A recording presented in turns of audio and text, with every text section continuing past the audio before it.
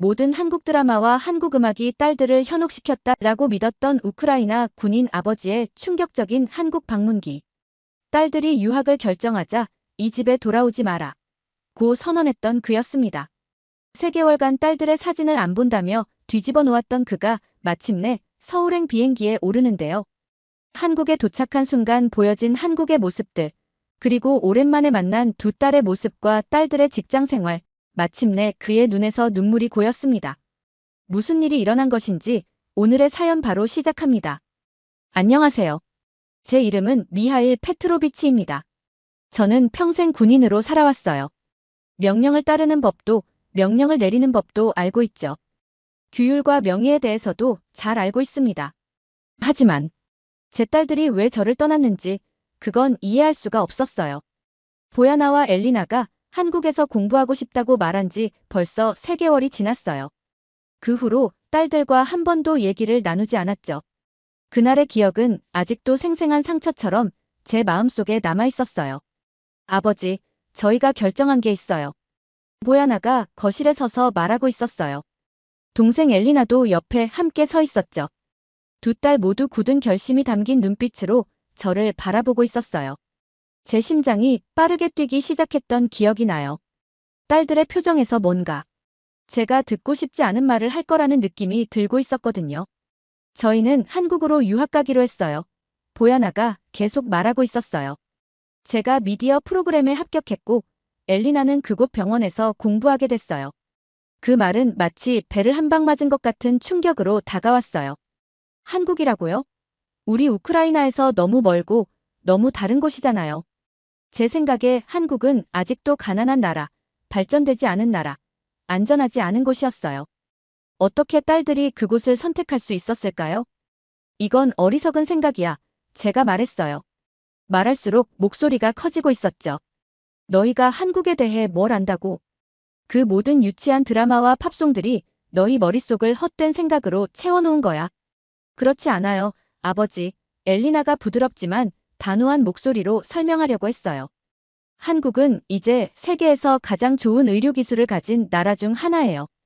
그리고 보야나는 디지털 미디어에 대해 많은 것을 배울 수 있을 거예요. 하지만 저는 들을 수가 없었어요.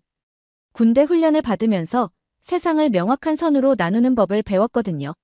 우리와 그들, 옳고 그름, 안전하고 위험함.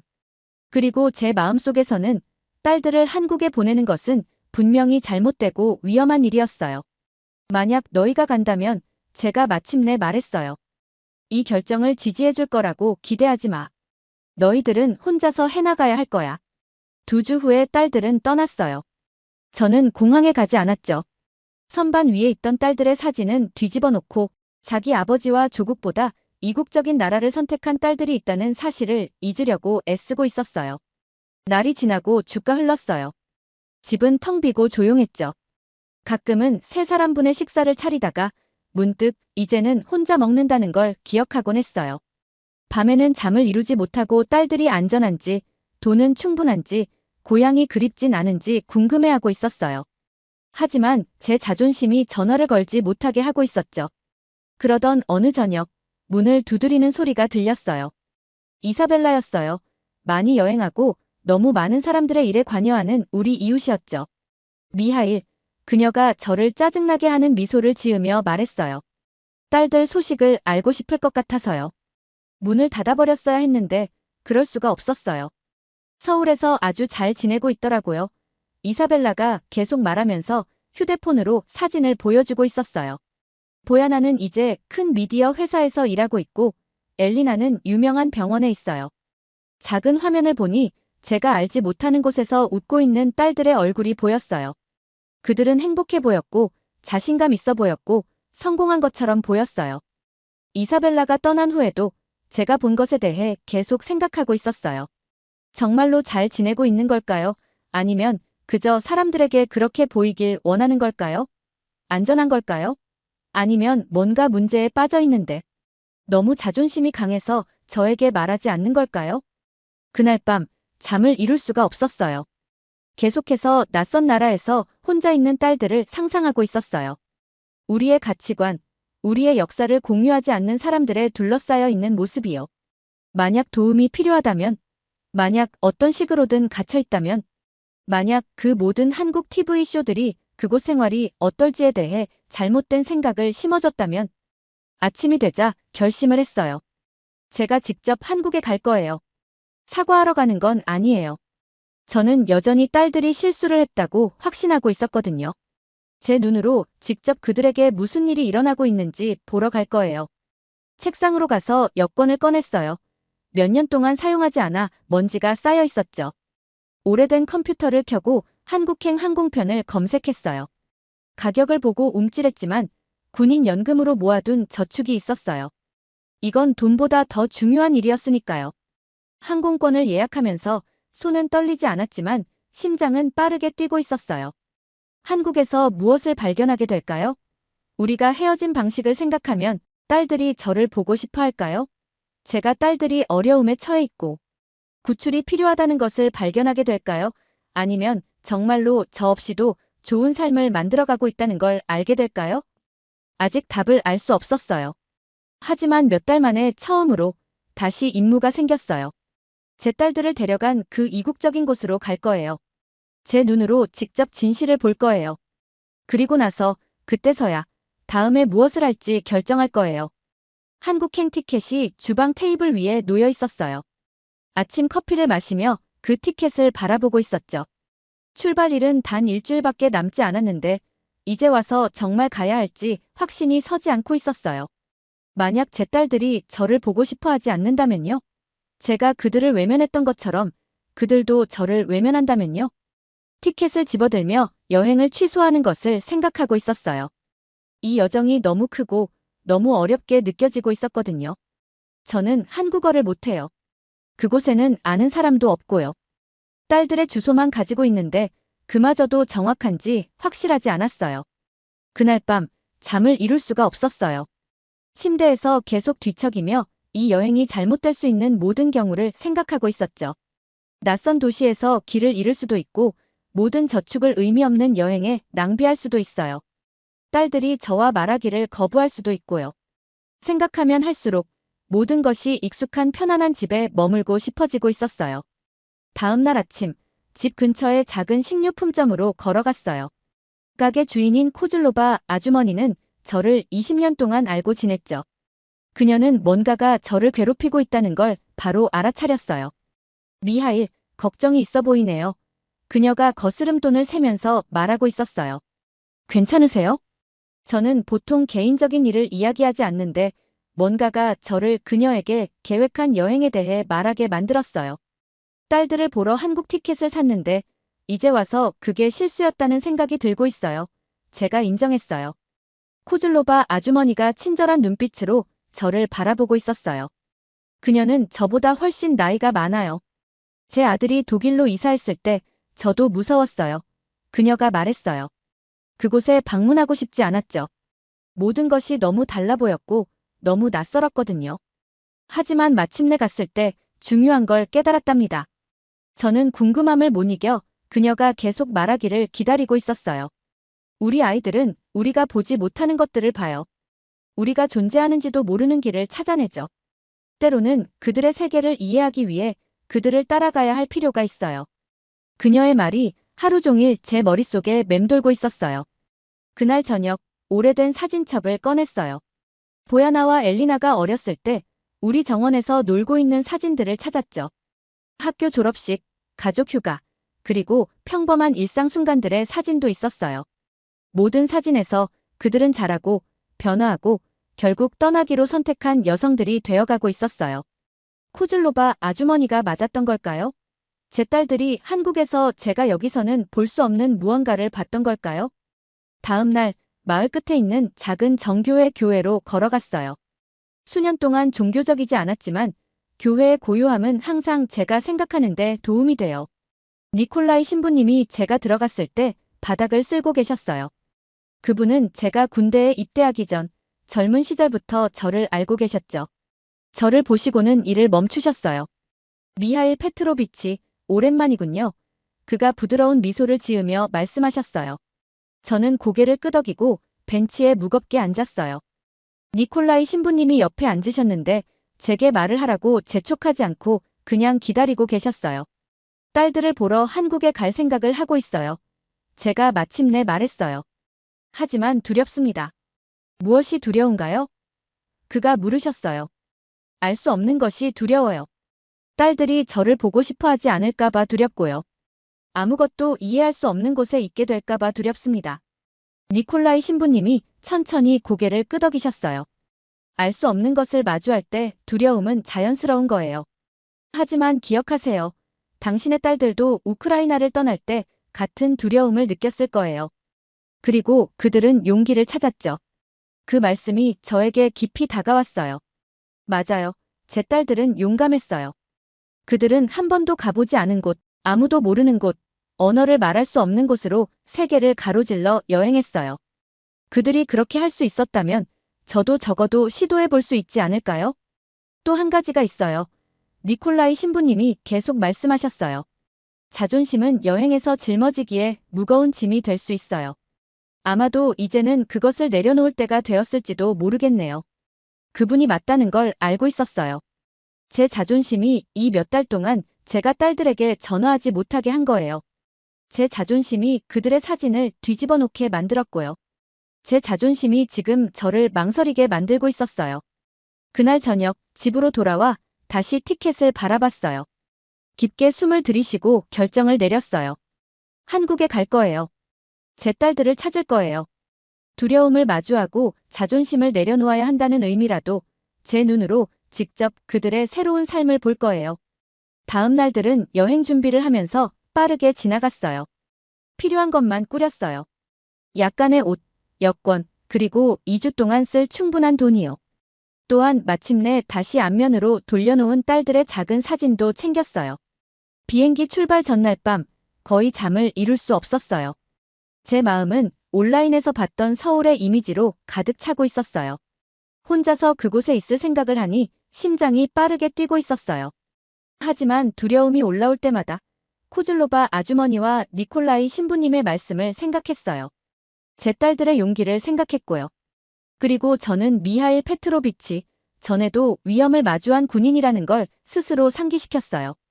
이 여정은 제가 겪었던 어떤 전투와도 다를 수 있지만 같은 결단력으로 마주할 거예요. 새벽 첫빛이 창문으로 들어올 때 일어나서 하루를 준비했어요. 가방은 꾸려져 있었어요. 티켓은 준비됐고요. 제가 피하려고 했던 여정이 이제 저를 기다리고 있었어요. 문을 잠그기 전에 빈집을 마지막으로 둘러봤어요.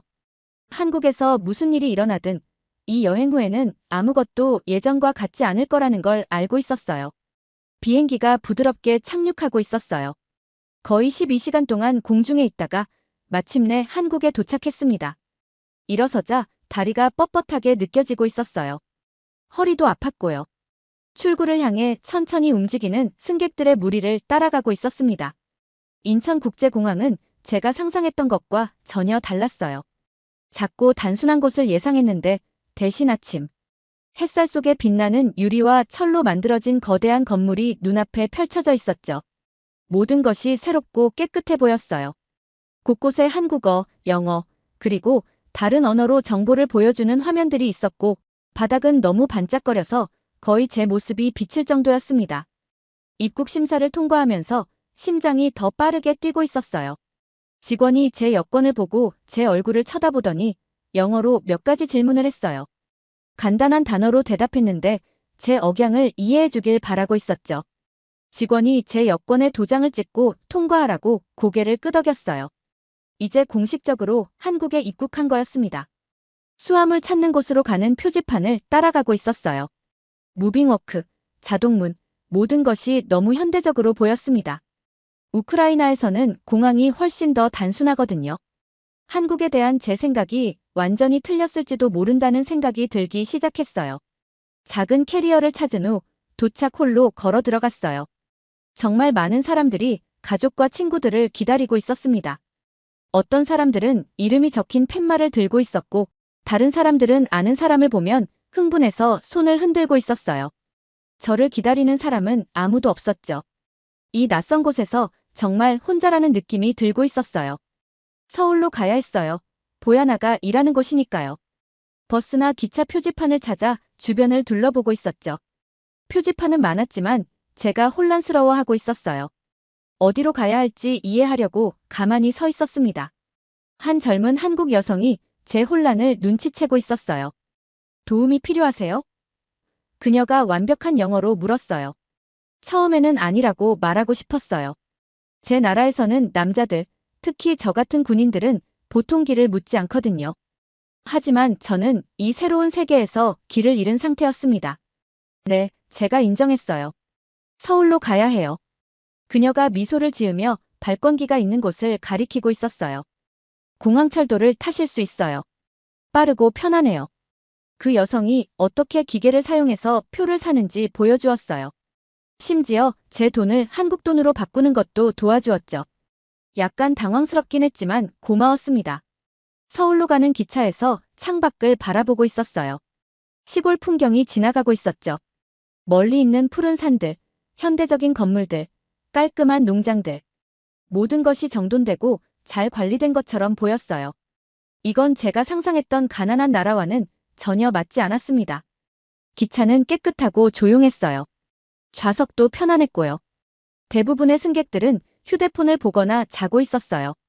제 딸들이 몇 달 동안 이곳에서 살고 있었는데 저는 한국에 대한 오래된 생각에 갇혀 있었다는 생각이 들고 있었습니다. 기차가 서울역에 도착했을 때 소음과 움직임의 세계로 발을 내디뎠어요. 사람들이 사방에서 모든 방향으로 서두르고 있었죠. 표지판들은 밝은 색상으로 번쩍이고 있었고 건물들은 유리로 만든 거대한 나무처럼 하늘을 향해 솟아 있었어요. 차들과 버스들이 넓은 거리를 통해 움직이고 있었습니다.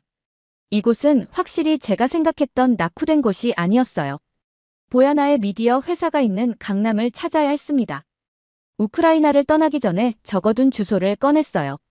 벽에 있는 지하철 지도를 보면서 어떤 노선을 타야 할지 알아내려고 했는데 너무 많은 색깔의 선들이 여러 방향으로 가고 있었죠. 역 이름들은 제게 아무런 의미가 없는 한국 글자로 적혀 있었어요. 나이든 한국 남성이 제가 지도를 보며 어려워하는 모습을 보고 있었어요. 그는 회색 머리에 안경을 쓰고 있었는데 그의 얼굴이 제 옛 군대 지휘관을 떠올리게 했어요. 친절하지만 진지한 표정이었죠. 어디로 가고 싶으세요? 그가 제 것과 비슷한 영어로 물었어요. 완벽하진 않지만 충분히 알아들을 수 있는 정도였습니다. 강남이요. 저는 주소를 보여주며 말했어요. 그 남자가 고개를 끄덕이며 지도에 있는 녹색 선을 가리키고 있었어요. 이 노선을 타세요. 2호선이에요.